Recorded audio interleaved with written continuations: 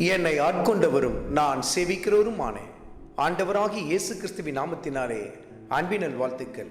கிறிஸ்து இயேசுவுக்குள் மிகவும் பிரியமான அன்பு சகோதர சகோதரிகளே, அப்போஸ்தலனாகிய பவுல் பிலிப்பிய சபையாருக்கு எழுதின நிருபத்தில் 2வது அதிகாரத்தில் 15வது வசனத்தில், கோணலும் மாறுபாடுமான சந்ததியின் நடுவிலே குற்றமற்றவர்களும் கபடற்றவர்களும் தேவனுடைய மாசற்ற பிள்ளைகளுமாய் இருக்கும்படிக்கு நீங்களும் நானும் எதன் நடுவில் வாசம் பண்ணி கொண்டிருக்கிறோம் என்று சொல்லி கர்த்தருடைய ஆவியானவர் சுட்டி காட்டுகிறார்.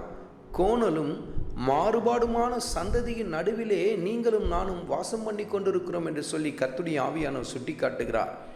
எந்த பக்கம் பார்த்தாலும் கோணலான காரியங்கள், எந்த பக்கம் பார்த்தாலும் மாறுபாடான காரியங்களை நாம் பார்க்கிறோம். பாவமானது உச்சகட்டத்தை போய் அடைந்த கொடிதான நாட்களில் நீங்களும் நானும் வாழ்ந்து கொண்டிருக்கிறோம். திரும்பின பக்கமெல்லாம் விபச்சாரமும் வேசித்தனமும் விக்கிரக ஆராதனையும் கொலையும் கொள்ளையும் நிறைந்து காணப்படுவதை நாம் பார்க்கிறோம் அல்லவா? பொய்யும் புரட்டும் நம்மை சுற்றி நிறைந்து காணப்படுவதை பார்க்கிறோம் அல்லவா? இதன் நடுவில் தான் நீங்களும் நானும் கர்த்தருக்கென்று சாட்சி உள்ளவர்களாய் நிற்க வேண்டும்.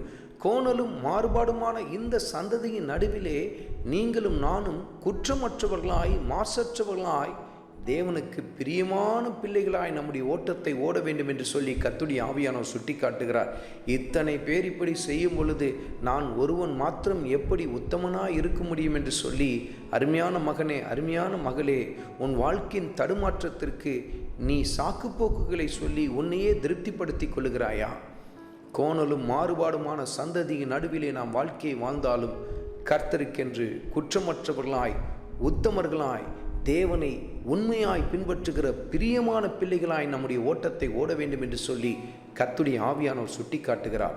உங்கள் குடும்ப வாழ்க்கையில் ஆண்டவர் இயேசு கிறிஸ்துவை மகிமைப்படுத்துங்கள். உங்கள் சாட்சி நிறைந்த வாழ்க்கையின் மூலமாய் அவரை மகிமைப்படுத்த ஆரம்பியுங்கள்.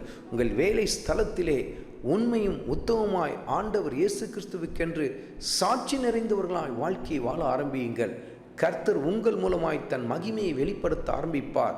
அதன் மூலமாய் இருளில் இருக்கிற ஜனங்கள் ஆண்டவர் இயேசு கிறிஸ்துவின் வெளிச்சத்துக்கினராய் இழுத்து கொள்ளப்பட ஆரம்பிப்பார்கள். பாருங்கள் அருமையான மகனே, அருமையான மகளே, எந்த இடத்தில் இருந்தாலும் ஆண்டவர் இயேசு கிறிஸ்துவுக்கு சாட்சியுள்ள வாழ்க்கை வாழுங்கள் என்று சொல்லி கர்த்தருடைய ஆவியானவர் உங்களோடு கூட இடைப்பட்டு கொண்டிருக்கிறார்.